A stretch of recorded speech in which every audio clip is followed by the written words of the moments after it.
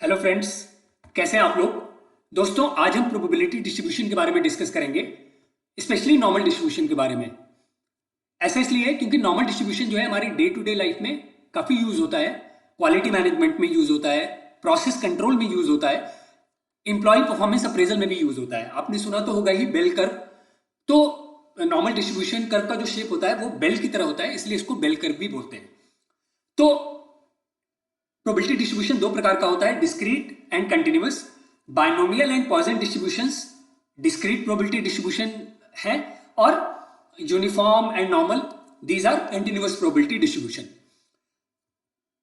तो uniform distribution के बारे में हम ज्यादा डिस्कस नहीं करेंगे, बस यहां पे ये बता दूं कि जैसे अगर ए और बी है, मिनिमम वैल्यू ए है, मैक्सिमम वैल्यू बी है, तो अगर एक्स की वैल्यू है ना, हॉरिजॉन्टल एक्सिस पे एक्स है, वर्टिकल एक्सिस पे एफ एक्स है, तो एक्स की वैल्यू ए और बी में लाई करे, इसकी प्रोबेबिलिटी जो है वो कांस्टेंट है, is equal to 1/b minus A. यहां पे मैं एक चीज और बोलूंगा कि जो है integral of f x d x is equal to 1। एक्स की वैल्यू जो है रियल एक्सिस पे एक्स की वैल्यू 0 टू इंफिनिटी तक जा रही है यहाँ पे, तो इसका क्या मतलब है कि sum of all probability is equal to 1, है ना। ये आप लोग को प्रोबेबिलिटी के बारे में पता ही है। तो और अगर x की अप टू x, मान लीजिए ये वैल्यू यहां पे जो है, यहां पे वैल्यू कोई वैल्यू x1 है, तो फ्रॉम x की वैल्यू 0 टू x1 का अगर हम इंटीग्रल निकालेंगे तो वो कैपिटल एफ एक्स आएगा, है ना। इसके बारे में अब इसके बारे में मैं क्यों डिस्कस कर रहा हूं ये आपको आगे अभी पता चलेगा जब हम एक्सेल में जाएंगे। तो नॉर्मल डिस्ट्रीब्यूशन का क्या मतलब है दोस्तों, कि सबसे पहले तो ये नॉर्मल डिस्ट्रीब्यूशन बेल के शेप की तरह है। दूसरा, इसका जो जो जो सेंट्रल पॉइंट होता है, जो मैक्सिमम वैल्यू होती है, वो मीन, मीडियन और मोड, है ना, वहां पे उसी पॉइंट पे होती है ना। और ये मीन, मीडियन, मोड जो है वो सेंटर पॉइंट पे होती है, और ये सिमेट्रिकल है सेंटर पॉइंट के दोनों तरफ, लेफ्ट एंड राइट में। एक्स और एफ एक्स में जो रिलेशन है वो इस फॉर्मूले से डिफाइन होता है। यहां पे सिग्मा वो स्टैंडर्ड डिविएशन है। हमने लास्ट वीडियो में मीडियन क्या है, स्टैंडर्ड डिविएशन क्या है, इसके बारे में ऑलरेडी डिस्कस कर लिया था। हमारे चैनल स्किल क्लब पे आप जाके देख सकते हैं, जो हमारी डेटा एनालिटिक्स की सीरीज है। तो दोस्तों, जैसा कि हमने डिस्कस किया, नॉर्मल डिस्ट्रीब्यूशन जो है वो कंटिन्यूअस प्रोबेबिलिटी डिस्ट्रीब्यूशन है। तो ये हॉरिजॉन्टल एक्सिस जो है ये रियल एक्सिस है, तो यहाँ पे x की value minus infinity to plus infinity vary करेगी, है ना। और for each x there is value of f x. अब आइए हम इसको एक्सेल में समझते हैं दोस्तों। तो एक्सेल में जो है, मान लीजिए कि एक क्लास है जिसमें 30 स्टूडेंट्स हैं, और उनका एक एग्जाम हुआ मैथ्स का, जिसमें मिनिमम नंबर आए 18, मैक्सिमम नंबर आए 97, और ये स्टूडेंट्स के मार्क्स हैं, है ना। 30 स्टूडेंट्स के ये 30 स्टूडेंट्स के मार्क्स हैं, है ना।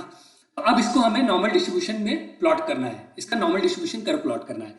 तो सबसे पहले तो मैंने इसका एवरेज निकाल लिया इन 30 वैल्यूज का, और स्टैंडर्ड डिविएशन निकाल लिया।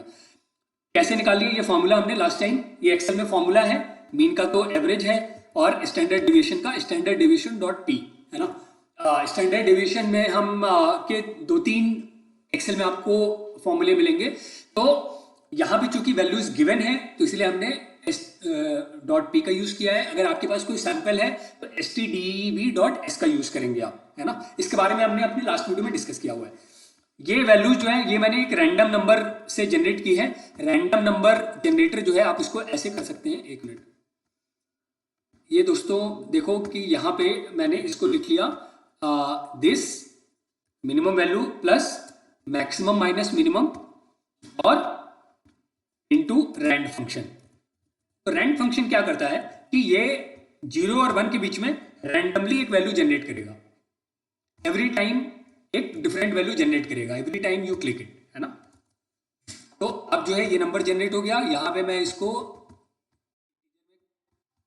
वैल्यू ही रखता हूं, और ये देखो मैंने 30 वैल्यूज जनरेट कर ली, ये आ गई। अब यहाँ पे आप देखोगे कि ये कोई भी वैल्यू जो है 97 से ज्यादा नहीं होगी और 18 से कम नहीं होगी, है ना। ये रैंडम नंबर जनरेटर से जनरेट कर लिया। अब यही, अब देखो ये इसलिए डिफरेंट है कि every time I click it ना, 88 था, अब ये 49 हो गया, क्लिक किया अब ये 69 हो गया, है ना।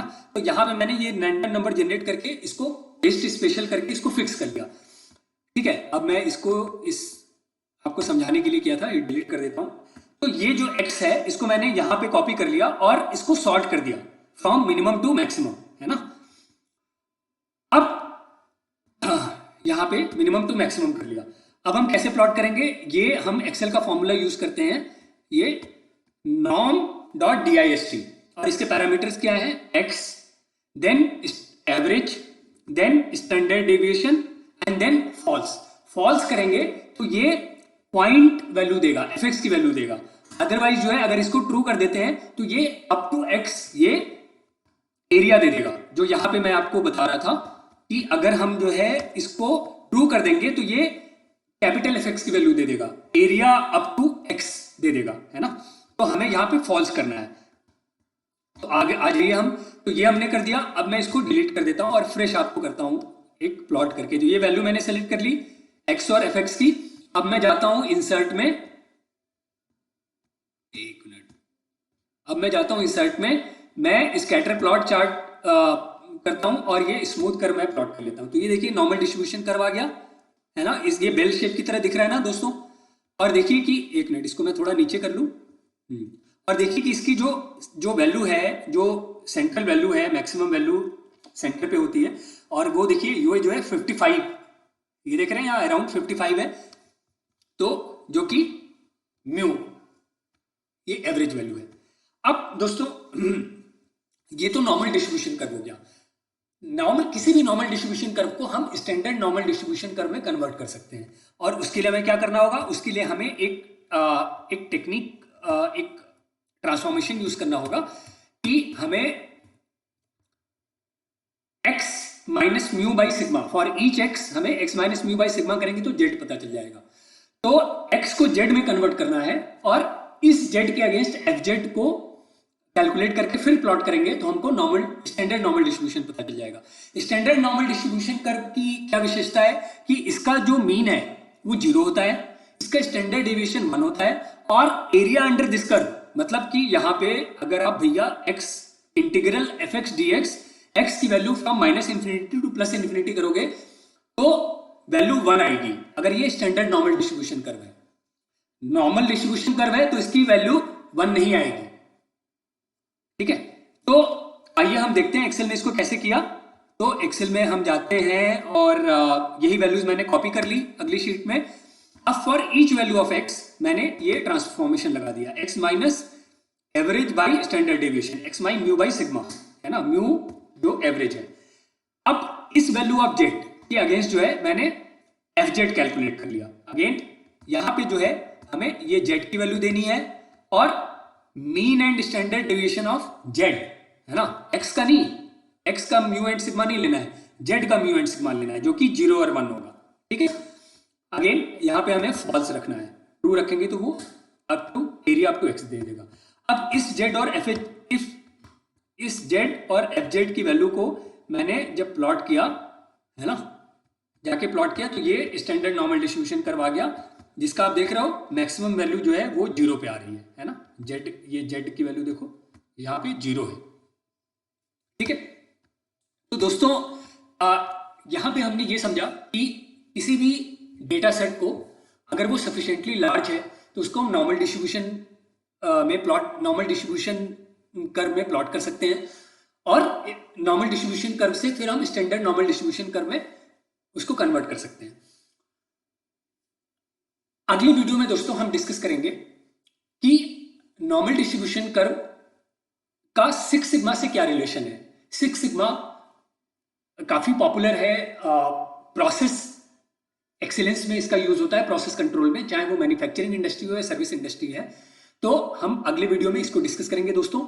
इसके अलावा हम आपके लिए एक और वीडियो बना के ले आएंगे जिसमें हम प्रोबेबिलिटी एंड बेस थ्योरम के बारे में डिस्कस करेंगे, क्योंकि जो मॉडर्न टेक्नोलॉजीज है, मशीन लर्निंग हो गई या ओवरऑल आर्टिफिशियल इंटेलिजेंस हो गया, तो उसमें बेस थ्योरम का यूज होता है। बाकी प्रोबेबिलिटी एक बहुत वास्ट टॉपिक है और बेसिक प्रोबेबिलिटी के बारे में आपको पता है, तो हम एक दो सिंपल एग्जांपल्स करेंगे आपकी मेमोरी को रिफ्रेश करने के लिए। तो दोस्तों हमारे चैनल स्किल क्लब पे जाइए और अगर आपको इस वीडियो पे कमेंट दीजिए, आपको क्या चीज़ समझ में नहीं आई या क्या चीज़ और डिस्कस करनी है तो हमें जरूर बताइएगा। तो अगली वीडियो में मिलते हैं दोस्तों। Thank you, take care.